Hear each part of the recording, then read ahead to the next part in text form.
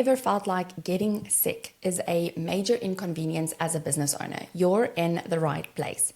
I'm going to share how you can use these life happens moments to dramatically increase your efficiency and make your business more independent from you. Let's go. There is never a convenient time to get sick if you're a business owner, because there is always something important going on, right? But we're humans, we get the flu, we get those nasty stomach bugs. Our bodies aren't always on board with the game plan. Sometimes we're feeling under the weather, but we're still able to get ourselves through the day. And even though we know that rest will be the best thing for us right now, we also tell ourselves, I can't afford to be away. This is the worst time to be sick. There is so much to do right now and it has to get done. So we get it done. Then there are other times where you can't push through. Maybe you're in hospital or you're just so sick that getting out of bed isn't even an option. And even though you aren't in the business physically, mentally, it's all you think about. You worry about things that won't get done the way you want them done, or you stress because things are standing still and piling up, which means you will have to catch up on it later, right? There's going to be so much to do when you're back. And so instead of resting and giving your body time to recover, you're worried and anxious.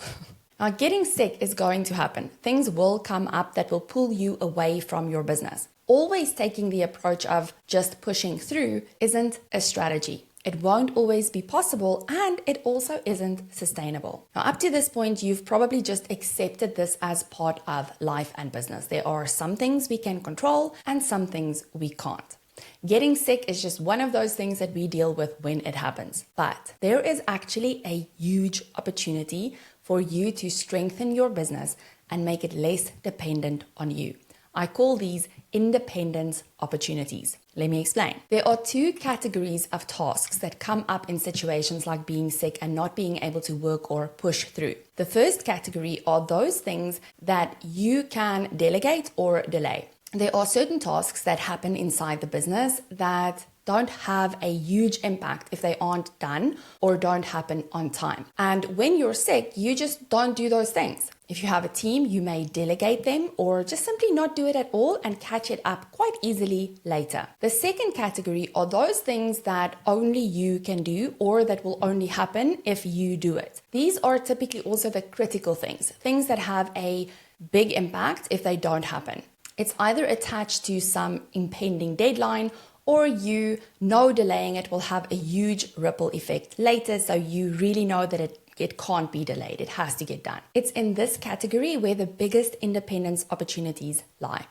Because the things that will only happen if you do them, or those things that have to happen and you are the only one that can make it happen, that is where your business is still dependent on you showing up. It's these things that actually keep you stuck, where you are the bottleneck inside of your business. Now, one of my clients inside of the School of Less Effort is dealing with some challenging health issues, and there are many days where she is in so much pain that she cannot work. She has one team member in her business, and so there are still things that she has to do inside of the business because her team member isn't ready to take over those tasks just yet. Now, typically, when she is in pain, she would simply focus on the bare essentials and work from her bed on her laptop. But she was in so much pain recently that she didn't have the strength to push through like she usually does. And I actually asked her to list out the things that she sees as the bare essentials, the things that were causing anxiety and stress. The things that must get done, those things that she would do in her bed on her laptop, even though her body was screaming for some rest. Now, she listed out a handful of tasks that we could now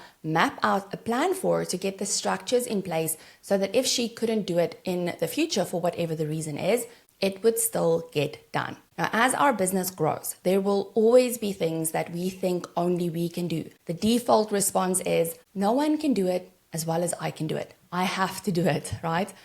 Now, you might even be telling yourself that your team isn't capable of doing it, or they're just not ready yet, or maybe you don't even have a team. And it is true. Some tasks will be harder to delegate. Some will be impossible to automate. But I'm yet to find an action inside of a business that cannot be delegated at all.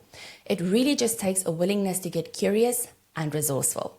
Now imagine for a moment that everything inside of your business can happen like clockwork, even if you're not the one doing it.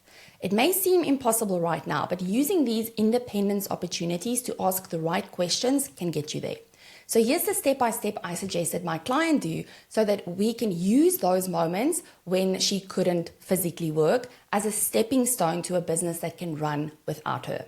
The first step is to pause and observe. Write down the tasks only you can do right now.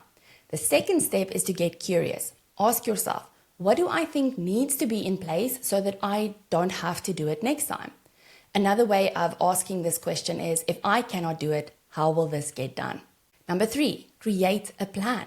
What would need to be in place so that it can happen without you? And then number 4, micro step your way there.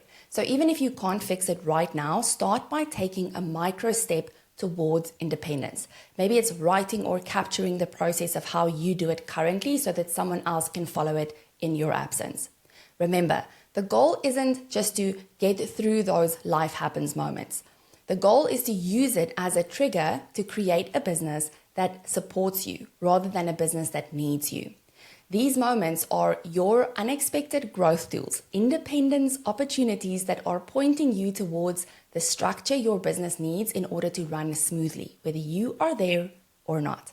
Thank you so much for tuning into this week's episode. I will see you again next week.